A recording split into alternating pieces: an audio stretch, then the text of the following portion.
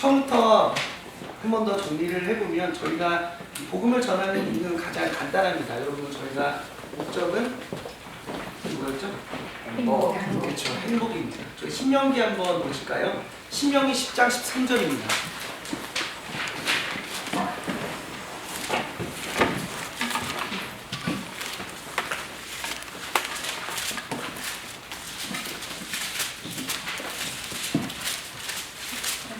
네, 신명기 10장 13절입니다.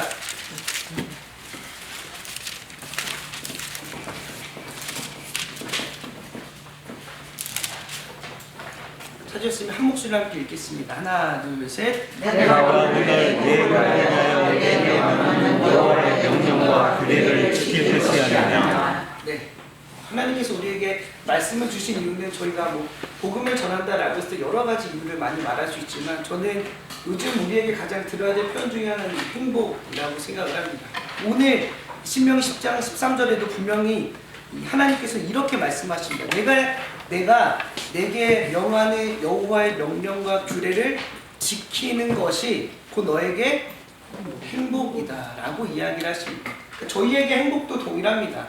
우리가 오늘 주님의 말씀을 지키고 그 규례와 윤례를 내 삶의 기준 삼아 나아가는 이유는 딱 하나입니다. 행복을 위해서. 우리가 새가족부에게 왔을 때 주님의 말씀을 전하고 그 규율과 규례와 말씀 안에 살아가기를 저희가 제안하는 것도 복음을 제시하는 것도 전도, 길을 전하는 이유가 하나입니다. 그들에게 무엇을 전하기 위해서 저희는 복음을 전합니까? 행복입니다. 행복을 전하기 위해서 저희는 오늘도 복음에 대해서 공부를 하고 오늘도 복음을 전하기를 결단하는 시간이 이 시간입니다. 오늘 저희는 이 목적 아래 저희는 지금까지 한 5주, 6주를 살펴봤습니다. 첫 번째 주차에 오늘 좀 다르게 시작하면 마르틴 부버라고 하는 사람이 있는데요. 이름은 모르셔도 됩니다. 이 사람이 요한복음에 새로 이렇게 표현을 합니다. 어떻게 표현해요? 태초에 창세기도 동일하게 태초에 관계가 있었다.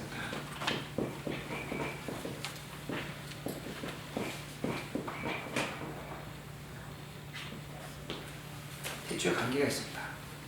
저희는 이 관계 아래 기나긴 이야기는 다 생략하고 이 말씀에서 나오는 관계에 대해서 살펴봤습니다. 창세기 1장에 어느 관계가 나오죠? 하나님과의 관계. 이거의 특징은 수직적입니다. 성경 66권 1189장의 모든 이르는 말씀의 가장 첫 번째가 창세기 1장 1절입니다. 그때 하나님은 자기를 가장 먼저 무엇이라고 소개를 하냐면 창조주입니다.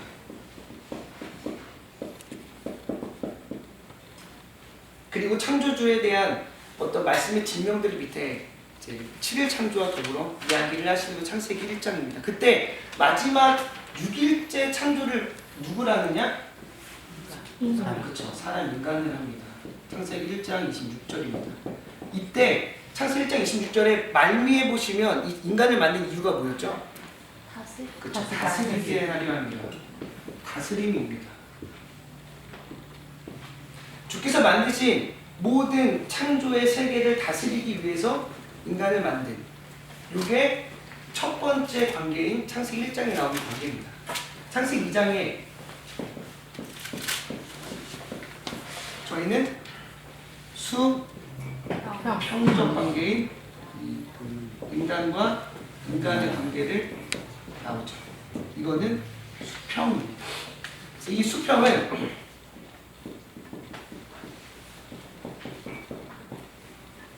이 수평은 성경에서는 뭐라고 이야기를 하죠? 창세기 2장 18절에 하나님이 아담이 혼자 있는 것을 보고 보기 좋지 아니하여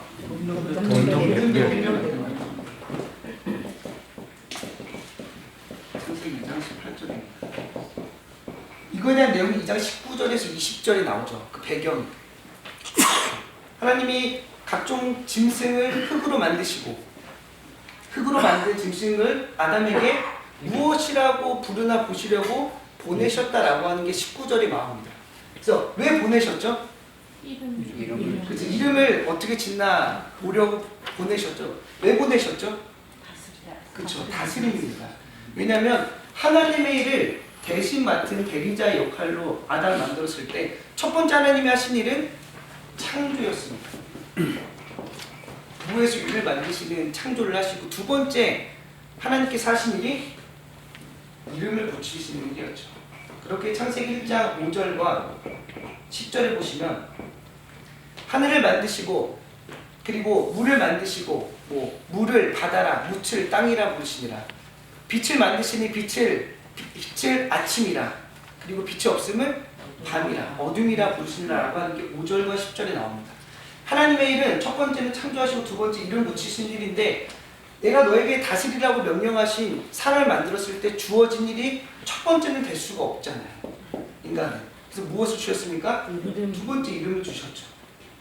그래서 그 이름을 어떻게 부르나 보시려고 아담에게 보내실 때, 아담의 이름을 붙이는 일은 단순히 그냥 이름을 붙이는 일이 아니라 하나님의 대리자의 역할로서 하나님의 일을 하고 있는 도중에 혼자 있는 것이 보기 좋지 않냐에 붙은 게 저희 하와, 돕는 배필이었죠. 돕는 배필의 이름이 뭐였죠? 에제르케네그도, 에제르와 네게드. 이게 돕다와 네게드가 뭐였죠? 대항하다입니다. 아담이 하나님의 일을 잘하고 있는지 없는지 이걸 어쩌면 감시하라고 붙여준 게 돕는 배필이죠. 근데 이것을 저희는 이제 하와. 그래서 하와가 아담이 그 이름을 잘 짓는다고, 이름만 이쁘게 짓는다가 아니라 하나님의 일을 제대로 하고 있으면 돕는 자로서, 하나님의 일을 제대로 하지 못하면 대항하는 자로서 동역자를 붙여주신 사건이 창세기 2장입니다. 그래서 1장과 2장을 합치면 어떤 모양이죠? 저희가 이런 모양입니다.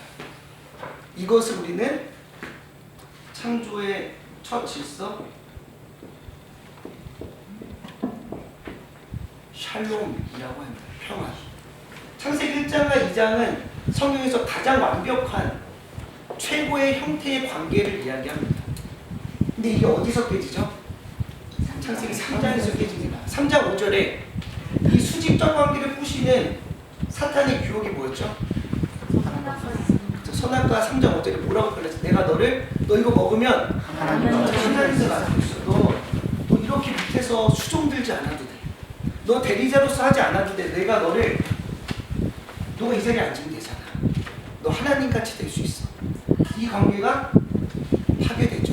3장 6절에 여자가 선악과를 먹고 그 선악과를 남편에게도 주매 그도 먹은지라라고 창세기 2장 6절에 기록합니다. 그러면 굳이 아담과 하와가 있는데 뱀이 왜 하와를 공격했습니까? 그렇죠. 동물미끼를 만들었기 때문에. 그러면 이걸 부셔야 되잖아요. 그럼 누굴 유혹해야 되죠? 하와를 유혹해야 됩니다. 그래서 하와에게 먹이고, 하와가 사실은 이거 먹지 말라고 하신 말씀을 알았으면 자기도 먹지 말고 아담도 주면 안 되잖아요. 그게 뭐의 역할이죠? 근데 하와가 먹고 심지어 그거를 남편에게도 줍니다. 그때 무슨 관계가 깨지죠? 수평적 관계가 다 깨져.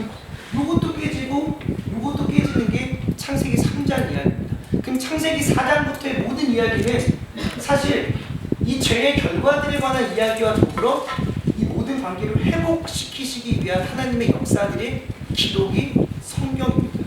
그래서 구약 같은 경우는 대체로 요 관계에 집중을 합니다. 요 깨어진 관계, 깨어짐, 단절, 깨어짐. 이것을 우리는 히브리어로 하타, 하마르티아, 헬라어로는 이게 뭐였죠? 죄입니다. 그리고 이걸 회복시키시는 하나님의 이야기, 일치시키시고 다시 하나님을 이루시는 하나님의 역사가 구원입니다. 저희가 지금까지 배웠던 내용. 그래서 이 죄가 내가 하나님같이 되겠다라고 하는 거 저희가 목사님 설교에서 어떤 표현으로 쓰죠? 자기 중심성입니다. 내가 하나님처럼 내가 모든 것의 중심이자 균형이자 이 모든 것들의 내가 핵심인 것처럼 살아가는 것이 죄된 인간의 습성입니다. 나중심적이에요. 그때 이 마틴 부버라고 하는 사람이 책을 한 권 씁니다.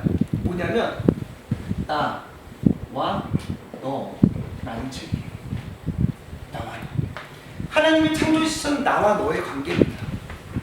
이거 깨지기 전의 모습은 나와 너의 관계예요. 근데 이게 깨지고 나서 인간은 어떻게 되느냐? 나와 그것입니다. 그것은 더 이상 내가 너를 너로 존중하지 않는 거예요. 너의 그것은 뭐냐면 내 목적을 이루기 위한 수단입니다. 그래서 우리 세상 사람들의 죄된 관계 속에서 보면 다 나 중심적으로 내가 잘 되기 위해서 이용하는 관계들이 많아요. 죄송해요. 우리 뭐 예를 들어 뭐 사회에서 보면 그런 관계들 있잖아. 내가 이 사람을 하나의 내 동력자, 대상으로 생각하지 않고 내 성공을 위한 마치 발판처럼 내가 밟고 올라서야 되는 것처럼 내가 마치 이 회사의 사장인데 회사를 살리기 위해서 내가 이 사람 막 갈아넣고 막 내 목적을 위해서 이 사람들을 막 수단으로 쓰고 하는 것들이 죄된 나와 그것의 관계다라고 이야기를 하죠. 이 모습을 띈 게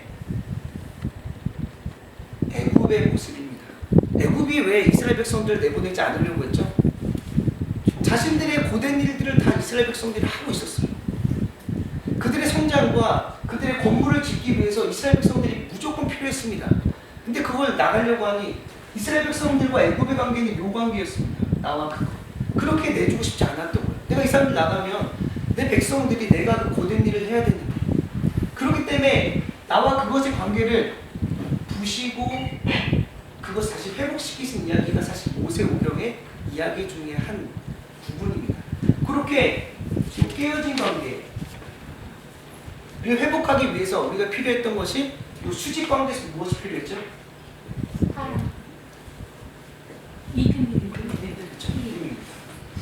구약은 대체로 하나님과 인간의 관계를 다뤄요. 맨날 인간은 하나님을 배반하고요. 하나님은 다시금 치시는 사건도 모세오경에 많이 나오죠. 그리고 나서 다시금 회복시켜서 돌아오게 하는 내가 너의 하나님이 되고 너희가 내 백성이 되게 하리라고 하는 관계에 계속 지속적인 사건들이 구약에서 많이 나옵니다. 근데 이것과 이거의 관계를 회복하기 위해서 무엇이 필요하죠? 사랑입니다. 그렇기에 신약은 대체로 공동체성에 대해서 이야기를 합니다. 사랑. 그래서 바울이 믿음과 소망과 사랑 그 셋은 항상 있을 텐데 그 중에 제일은 사랑이라고 얘기했던 이유는 바울의 초점은 그들 하나님과의 관계보다는 그들 안에서의 그 이방인을 향한 사도로서 그 안에서의 공동체성을 회복하기 위해서 필요한 것이 사랑이었기 때문에 그렇게 이야기를 했던 표현했던 그러면 성경의 믿음과 사랑과 무엇이 빠졌죠? 소망은 어디에 있습니까? 그렇죠. 여기 있습니다. 그 창조 질서의 태초의 모습. 하나님이 가장 먼저 만드신 질서의 모습. 창세기 1장과 2장의 모습이 소망이에요. 그러면 우리는 이 믿음과 사랑을 회복함으로써 우리의 창조 질서의 가장 원초적인 하나님의 질서를 회복하는 일이 소망입니다. 그 일을 위해서 저희는 무엇을 하죠? 복음을 전하죠. 그래서 이 믿음과 이 사랑을 위해 저희가 복음을 전합니다. 이 내용이 저희가 지금까지 살펴봤던 앞장의 내용들입니다. 근데 이게 가장 이 모든 것을 담고 있는 성경 구절이 어디에 있죠?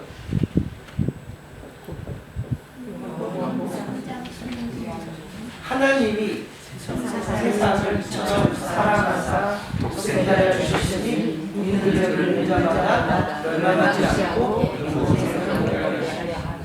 그래서 이 앞잡고 다 저희가 배웠던 거 정리하면 오늘은 영생에 대한 이야기입니다. 영생과 하나님 나라에 대한 이야기. 자, 우리가 성경에서 말하는 영생은 과연 무엇을 의미하는가에 대해서 저희가 지난번에 한번 생각을 했었습니다. 근데 사람들은 대부분 그 영생을 마치 내가 예수님 믿으면 내 육체적으로 육신이 죽지 않고 병들지 않고 마치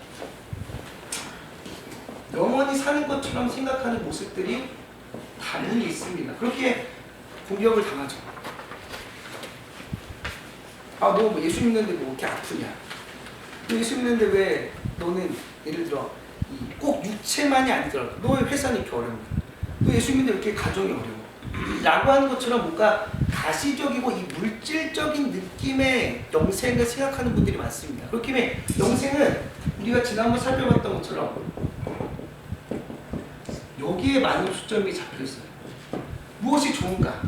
세상의 기준 중에 하나 무엇이 좋은가? 무엇이 옳은가? 근데 우리는 무엇이 적합한가? 이것과 이것을 많이 따지는 게 어쩌면 뭐 세상의 방식들이고, 이 이야기가 욥기에서도 나오죠. 친구들의 이야기는 항상 틀린 말이 없어요. 너 잘 생각해봐. 너 죄를 지어서 그럴 수도 있죠. 그 말이 말 자체는 틀리지 않지만 그들의 말이 마지막 욥기의 마지막에 보면 그들은 정죄를 받습니다. 왜냐? 그들의 말은 적합하지가 않았어요. 그 고난과 고통 속에 있는 욥에게 적합하지 않은 말. 옳은 말들은 저에게 상처를 줍니다. 막 힘들고 어려운데 너 힘들지? 너 수요일 안 나와서 그래. 예를 들어 너 새벽 예배 안 나와서 그래. 이러한 어쩌면 그 말들이 뭐 틀린 말이 아닐 수도 있어요. 저희 믿음의 고백 안에서 할 수 있는 얘기지만 그러한 내 가시와 같은 옳은 말들은 상처를 주고 좋은 말들은 때로는 우리에게 나태하고 안일하게 만듭니다. 뭐 빠졌는데 그럴 수 있지. 성긴 거원신이 다 사라졌는데 그럴 수 있지. 라고 하는 좋은 말들도 우리에게 그닥 도움이 되지 않을 수 있어요. 여기 계신 분들은 또 리더분들도 많으시니까 새 가족을 대할 때 이런 태도들도 어려울 때가 많습니다. 무조건 뭐 해도 그래 좋은 게 좋은 거지도 아닐 때가 많아요. 그건 그렇다고 옳은 말을 내뱉는 것도 아닐 때가 많아요. 우리에게 필요한 건 적합한 말입니다. 상황과 환경에 따른 어렵다. 가장 어렵죠. 그 적합한 말 가운데 영생은 이런 공격들을 당합니다. 너 왜 좋은 것을 따지는데 너 영생한다며 너 예수 믿으면 영생한다며 라고 하는 말에 좋은 것들은 다 들어가요. 막 성공하고요, 합격하고요, 병도 안 걸리고요, 남들은 뭐 다 고난당하는데 그 중에 저는 안 당하고 이런 것들을 얘기하는 부분들이 많이 있습니다. 근데 성경에서 말하는 것은 사실은 그런 부분이 아닐 때가 많아요. 저희 누가복음 한번 펴보시겠습니다. 누가복음 9장 60절입니다.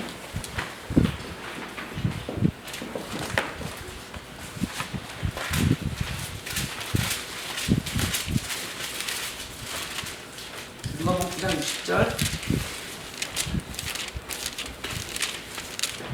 자, 한 목소리 읽겠습니다. 하나, 둘, 셋. 이스라엘 죽은 자들로 자기 죽은 자들을 감사하게 하고 너는 가서 하나님의 나라를 나가서 자, 여기 9장 59절에 보면 예수님께서 한 사람에게 나를 따르라고 이야기를 합니다. 근데 그 사람이 뭐라고 얘기하냐면 저 아버지 장사를 좀 치르고 오겠습니다 라고 얘기했을 때 예수님께서 그 사람에게 이렇게 말씀하십니다. 죽은 자들로 그들의 죽은 자들을 장사하게 하고 너는 하나님의 나라를 전파하라. 여기서 이 죽은 자들과 죽은 자들이 같은 사람입니까? 죽은 시체가 죽은 시체를 장사하게 하고 너는 나를 따르라 이런 말씀이 아닙니다. 성경에서 말하는 죽음은 여기서 보면 두 가지의 죽음을 볼 수